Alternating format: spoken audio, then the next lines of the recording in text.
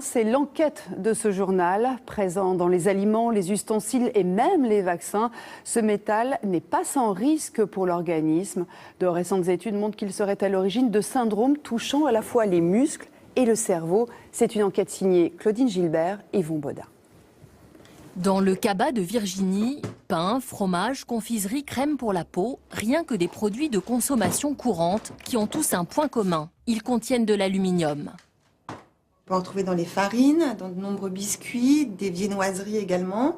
On peut en retrouver comme agent d'enrobage dans les bonbons ou les saucisses. On en retrouve également dans les produits laitiers et dans les laits maternels industriels. L'aluminium est autorisé comme additif alimentaire ou comme ingrédient dans les cosmétiques. Mais il peut aussi provenir d'une pollution par l'emballage sans apparaître sur l'étiquette. Dans son enquête, Virginie Bell montre comment ce métal, reconnu officiellement comme toxique pour le système nerveux, a colonisé notre vie quotidienne. On sait que l'aluminium n'a pas de rôle biologique connu, c'est-à-dire qu'il n'a rien à faire dans notre organisme. Et malgré cela, eh bien, on continue de plus en plus en fait, à y être exposé dans notre alimentation, dans l'eau que nous buvons, puisqu'elle est traitée avec du sulfate d'aluminium dans de nombreuses communes en France, encore une fois dans les cosmétiques et dans les médicaments, notamment dans les vaccins, comme adjuvant des vaccins. Monique Marinelli est une victime de l'aluminium. Elle souffre depuis 10 ans de myofasciite à macrophages, une maladie handicapante incurable proche de la maladie d'Alzheimer. Je téléphone à quelqu'un, je vois son physique, tout ça, mais je sais pas qui c'est qui me téléphone. Les patients qui ont une myofasciite à macrophages sont fatigués, ils ont des douleurs musculaires et articulaires, et avec le temps, ils développent des difficultés intellectuelles. Sa maladie est considérée comme un accident du travail. Monique était infirmière, elle a reçu plusieurs injections d'un vaccin contre l'hépatite B contenant de l'aluminium. Et l'hépatite, c'est plus deux la même année, à 1 mois, puis une autre à 6 mois, et 1 an après, donc ça faisait quand même, je pense, un bon cumul. Mais au départ, on ne s'est pas posé de questions pour se faire vacciner. Moi, j'ai fait vacciner mes enfants. Mais l'interdiction de l'aluminium comme adjuvant n'est pas à l'ordre du jour.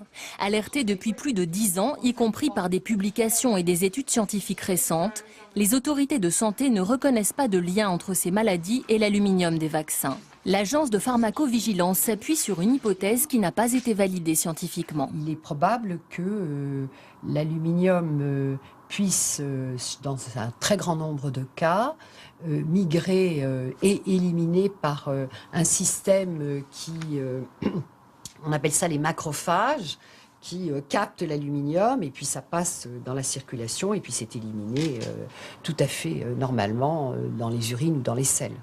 Donc ça, c'est la plupart du temps, c'est comme ça que ça se passe.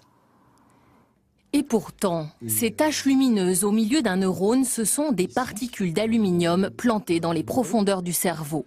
Ces images inédites, exceptionnelles, montrent comment l'aluminium se propage dans notre corps. Ici en bleu dans les ganglions, là en rouge quelques jours après l'injection avant de passer dans la circulation sanguine. À partir de là, ils vont gagner les organes qui sont irrigués par la vascularisation sanguine, et notamment le cerveau, avec une particularité pour le cerveau, c'est que les particules, une fois qu'elles pénètrent dans le cerveau, contrairement à tous les autres organes que nous avons testés, elles n'en ressortent jamais. Quand on connaît la grande toxicité de ces particules, il ne faut pas des grandes quantités de particules pour induire un effet neurotoxique.